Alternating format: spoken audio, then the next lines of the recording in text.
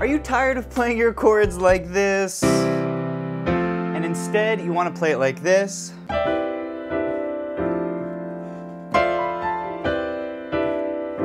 Well, if you do, these are called chord clusters.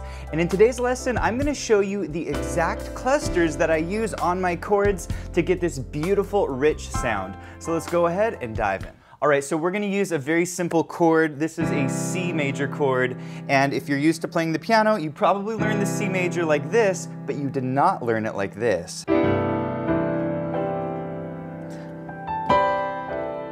Right? Doesn't that sound amazing? So what am I doing? Well, I'm going to show you in the next 3 steps, but before we do this, if you're enjoying this lesson, please hit the like button, and if you're new to the channel, be sure to subscribe for more videos just like this. All right, step number 1 is to add what I call the money notes. These are the cool notes that you can add to a C major chord to make it sound amazing, and guess what? There are only 3 notes that I'm adding to this chord to make it sound incredible, and here are the notes.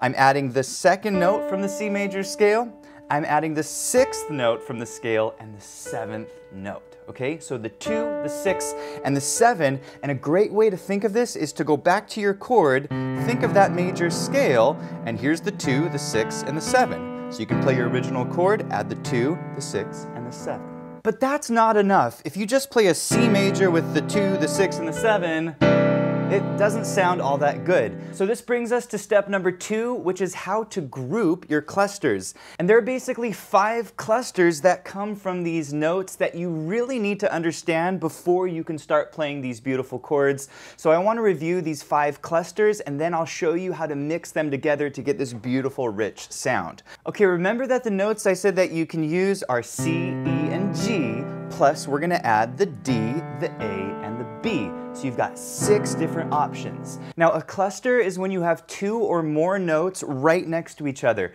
And when I play clusters, I tend to play groupings of 2 notes. So if you want to play cluster chords like I do, then you really need to understand the 5 groupings of 2 notes that come from these 6 notes. So the 5 clusters that you can use with these notes are the C and the D, that's the 1 and the 2, the D and the E, the 2 and the 3, the G and the A, the 5 and the 6, the A and the B, the 6 and the 7, and the B and the C, which is the 7 and the 1. Okay, so just practice these. 1, 2, 3, 4, 5. All right, you ready for step number 3, which is how to combine these different cluster groupings to get these beautiful sounding chords. And we're gonna start with a melody note C on the top. How would you harmonize this note using cluster voicings?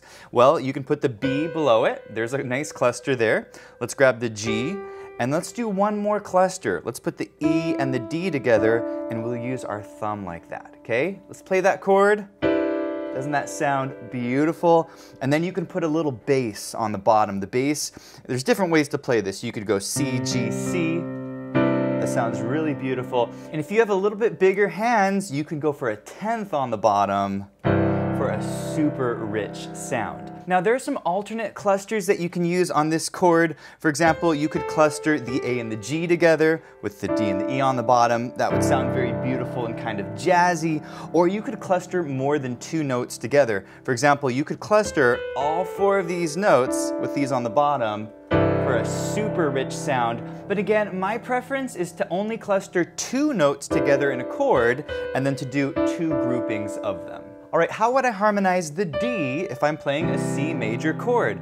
Well, there are different clusters that you can use, but the ones I really like are the 7 and the 6, and the 3rd and the 2nd, and we're going to use our thumb to play both of these notes. Again, you can put the bass on the bottom, sounds beautiful, or the 10th, or you can do some other options. If you want to go for a bigger chord, you could play that. But again, I generally like to cluster only 2 notes together and then to do 2 different groupings. By the way, I wanted to mention that these chords are called major 13 chords. That's because they're major 7 chords, and we're including the 9 and the 13 in the chord.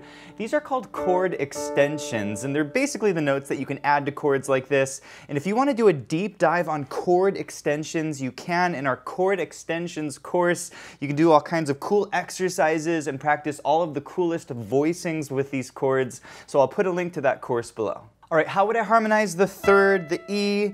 Well, let's go ahead and build some clusters. We can do a cluster here, a cluster here. Let's put the bass on the bottom, and that's beautiful, right?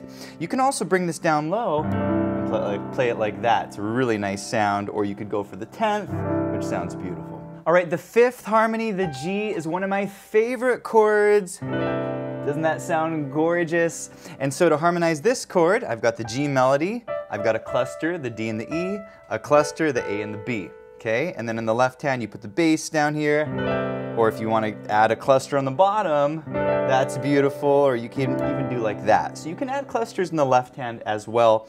And I would also bring this chord down and play it like that for a very warm sound. All right, the A, I like to harmonize like this. Really beautiful. I've got a cluster there, I've got a cluster here, and I've got my bass on the bottom, okay? This really sounds nice, kind of low like this, and you can go for the 10th. You could also add a B in there if you want even a bigger chord. All right, the last note to harmonize is the B on the top, and for this one, I like to harmonize it like that, okay? So I've got the B in the A cluster, the E in the D cluster, and I've got my bass down here. And I think it sounds a little bit better down lower. It's a little bit warmer of a sound, or you could even go way down there if you want that really kind of rich, warm sound. All right, let's go ahead and play this with the included backing track, and I'm gonna show you what you can do to jump around to some of these different notes on a C chord. Maybe start on the G, here we go. Maybe come down to the E. Maybe down to the B. Make up some little melodies on the top.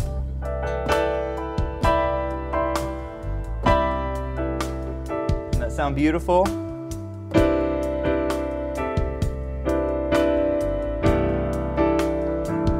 Come up with your own clusters.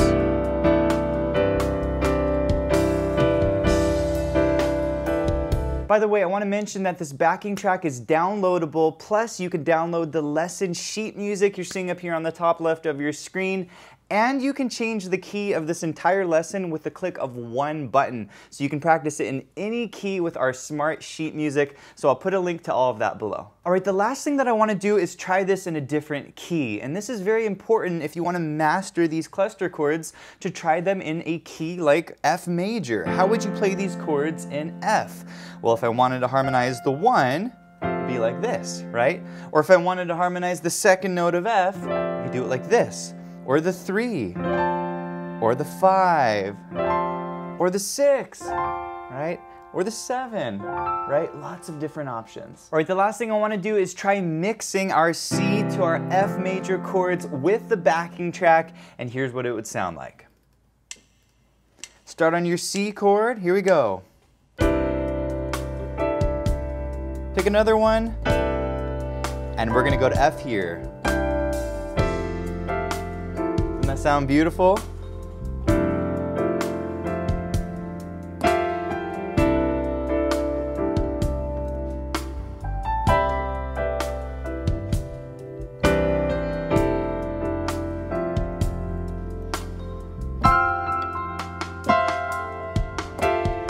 Hey, thanks for watching, and if you enjoyed this lesson, please let me know in the comments. Also, be sure to check out pianowithjonny.com. We have over 1,000 step-by-step lessons for all playing levels, where you'll learn your favorite songs, styles, and how to improvise at the piano. Thanks for watching, and I'll see you in the next one.